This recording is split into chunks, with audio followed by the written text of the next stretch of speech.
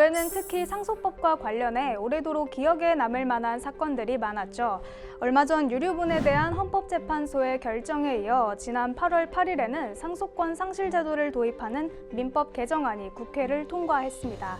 이른바 구하라법이라고도 불리는데요. 완벽한 상속을 통해서도 이 구하라법의 의의와 법안 통과를 촉구하는 말씀을 드린 적이 있죠. 오늘은 이번에 통과된 상속권 상실제도, 일명 구하라법이 갖는 의미와 이후 이뤄지는 상속에는 어떠한 변화를 가지고 올지에 대해 이야기 나눠보도록 하겠습니다. 함께 말씀 나누실 김도윤 변호사 자리했습니다. 어서 오세요. 네, 안녕하세요. 네, 드디어 이 상속권 상실제도, 일명 구하라법이 국회를 지난 8월 8일에 통과했습니다. 네, 정말 드디어라는 말이 맞을 것 같습니다. 연예인 고 구하라 씨가 2019년에 안타깝게 세상을 떠난 이후에 20대, 21대 국회에서 많은 의원들이 소위 구하라법을 발의를 했는데요. 정부에서도 상속권 상실 제도를 발의를 했었죠. 하지만 21대 국회에서 마지막에 혹시 통과 가능성이 있었지만 결국 여야의 극한 대치 속에 본회의를 통과하지 못하면서 자동 폐기가 되고 말았습니다. 그러나 다행히도 22대에 국회가 열리자마자 서영교 의원님 등이 1호 법안으로 구하라법을 발의를 하였고요. 사회적으로도 구하라법의 통과를 바라는 목소리가 컸기에 이번 22대 국회에서 이 법이 국회 본회의를 통과하게 되었습니다. 네, 정말 많은 분이 구하라 씨 사태뿐 아니라 천안함, 세월호, 대양호 사건과 같은 각종 재난재해 사건에서 자녀를 부양하지 않은 부모가 갑자기 나타나서 자녀의 재산에 대해 상속권을 주장하는 게 타당한지에 대해 의문을 많이 제기를 하셨는데요. 네. 실제로 이러한 억울한 상속이 일어나지 않도록 하자는 국민청원까지 나온 것으로 알고 있습니다. 그만큼 좀 사회적 움직임이 거센 거죠. 네. 그런데 이번에 통과된 이 상속권 상실 제도와 저희가 말하는 구하라법이 다르다고요. 네, 보통 상속권 상실 제도와 구하라법을 혼용해서 말씀들을 많이 하시는데요. 사실 그 두 법은 내용에 있어서 차이가 있습니다. 네. 서영교 의원 등이 발의한 구하라법은 민법 제1004조 상속 결격 사유에 피상속인의 직계 존속으로서 피상속인에 대한 양육을 현저히 게을리하는 등 양육 의무를 중대하게 위반한 자를 추가하자는 것으로서 고 구하라 씨의 경우와 같이 부모가 자녀를 전혀 양육하지 않은 경우를 상속인이 피상속인을 살해하거나 유언장을 위조한 것과 같이 중대하게 보아 처음부터 상속인에서 배제하는 것입니다. 네, 이 상속 결격 사유에 해당하면 상속을 받을 수가 없는 것이죠. 네, 상속인 자격이 박탈되는 것이죠. 그런데 법무부가 제출한 상속권 상실 제도도 상속인 자격을 박탈시키는 것이지 않나요? 네, 맞습니다. 다만 상속권 상실 제도의 경우 그 사유가 상속인이 될 사람이 피상속인에 대한 부양 의무를 중대하게 위반하거나 중대한 범죄 행위, 학대, 그 밖의 심의, 부당한 대우 등을 한 경우로서 직계 존속에 한정한 구하라법보다 그 적용 범위가 더 넓습니다. 구하라법의 경우 양육 의무를 중대하게 위반한 경우 상속 결격자로서 당연히 상속인 자격이 박탈이 되지만 상속권 상실 제도의 경우에는 부양 의무 등을 위반한 상속인에 대해서 상속권 상실을 확인받아야만 그 상속인이 상속을 받지 않게 된다는 점에서 차이가 있는 거죠. 그럼 이번에 통과한 민법 일부 개정안은 이 구하라법과 상속권 상실제도 중 어느 것에 더 가깝다고 볼 수 있을까요? 형식적으로 보면 상속권 상실 제도에 가깝지만 구하라법의 내용도 반영한 것이라서 사실상 두 개의 제도를 적절히 조합한 것으로 보시면 될 것 같습니다. 네, 어떤 점에서 그런 건지도 한번 설명 부탁드립니다. 네, 이번에 국회를 통과한 민법 일부 개정안, 즉 상속권 상실 제도를 살펴보면 상속권 상실의 사유를 피상속인의 직계 존속으로서 피상속인에 대한 부양 의무를 중대하게 위반한 경우 단 미성년자에 대한 부양 의무로 한정하고요.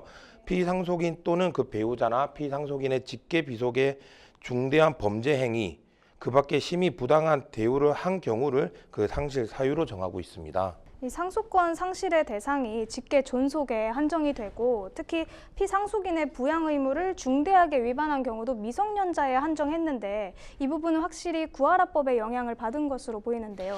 네, 맞습니다. 그런데 사실 이 부분은 추후 논의가 좀 필요할 것으로 보이는데요. 네. 물론 미성년자가 사회적 약자로서 사회 충분한 보호를 받아야 하는 건 당연하지만 굳이 그 대상을 미성년자로 축소하는 것은 현재 사회 전반에 나타나고 있는 부모에 대한 부양무 해태나 중대한 범죄 등의 현실을 외면할 수 있다는 점에서 추후 위 적용 대상을 확대하는 것에 대해서는 사회적 논의가 필요할 것으로 보입니다. 네, 그렇군요. 그럼 이 상속권 상실 사유에 해당하는 상속인이 있다. 이런 경우에 예를 들어서 자녀를 전혀 부양하지 않은 부모가 있는 경우 상속 재산을 주지 않기 위해서는 어떻게 해야 할까요? 네, 피상속인은 상속권 상실 사유가 있는 상속인에 대해서 예를 들어 본인을 전혀 양육하지 않은 부모가 상속인이 될 경우에는 그 부모가 상속을 받지 않도록 공정증서에 의한 유언으로 상속권 상실의 의사를 표시해야 합니다. 네, 공정증서에 의한 유언이라고 하셨는데 꼭 공정증서에 의한 유언으로만 상속권 상실의 의사 표현을 해야 한다. 이러면 좀 어려운 점이 있을 것 같은데요.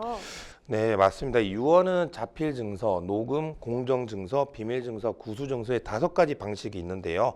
그중에서 공정증서에 의한 유언만을 인정한다는 취지는 사실 이 공정증서에 의한 유언이 다른 유언 방식에 비해서 그 유언의 진정성, 객관성 등이 담보한다는 의미에서 특별하다고 볼 수 있지만 아무래도 일반인의 입장에서 이 공정증서에 의한 유언을 한다. 공정위를 만나러 간다는 게 쉽지 않고 비용적으로도 부담이 되고요.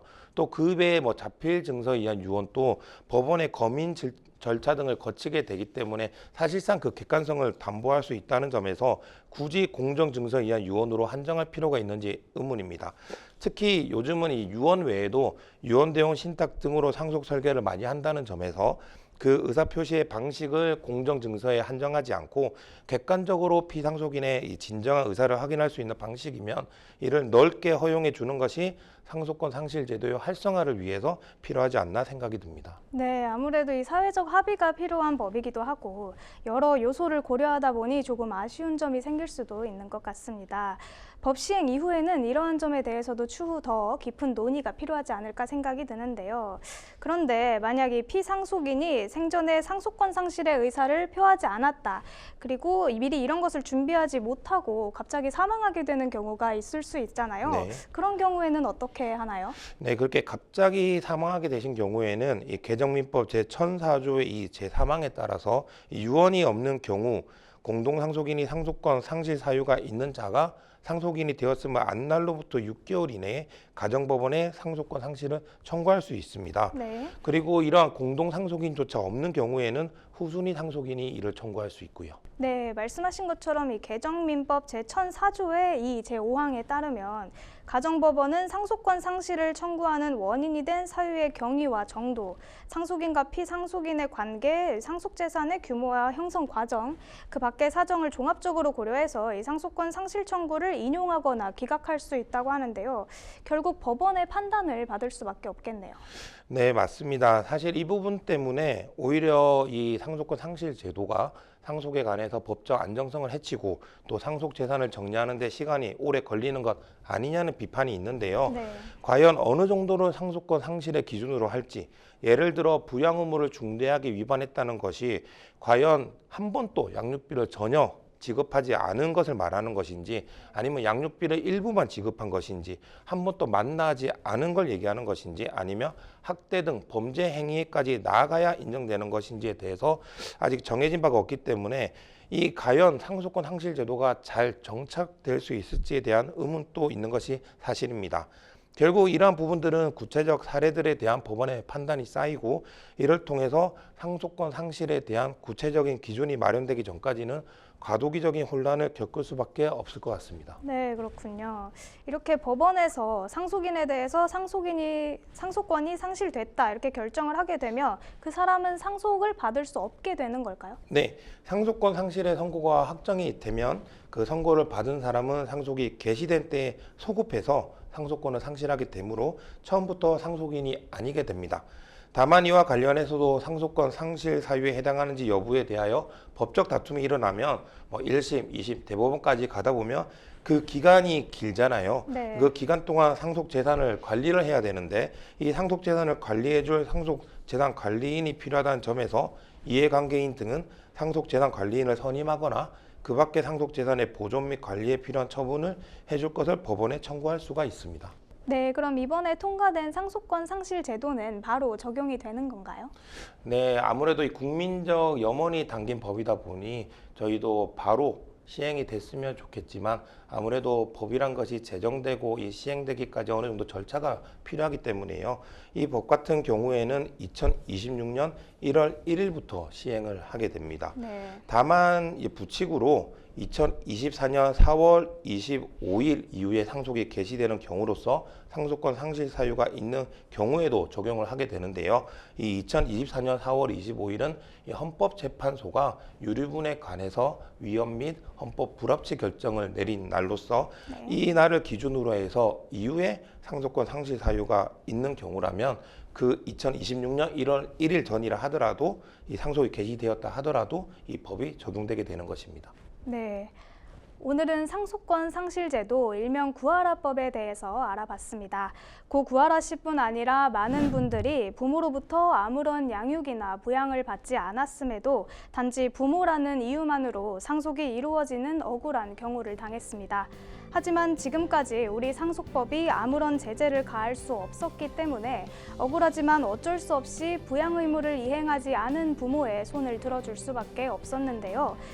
이러한 부당한 현실에 대해 많은 분들이 의문을 제기하고 국민청원 등을 통하여 목소리를 냈고 이제야 상속권 상실제도 구하라법이 국회 본회의를 통과했습니다.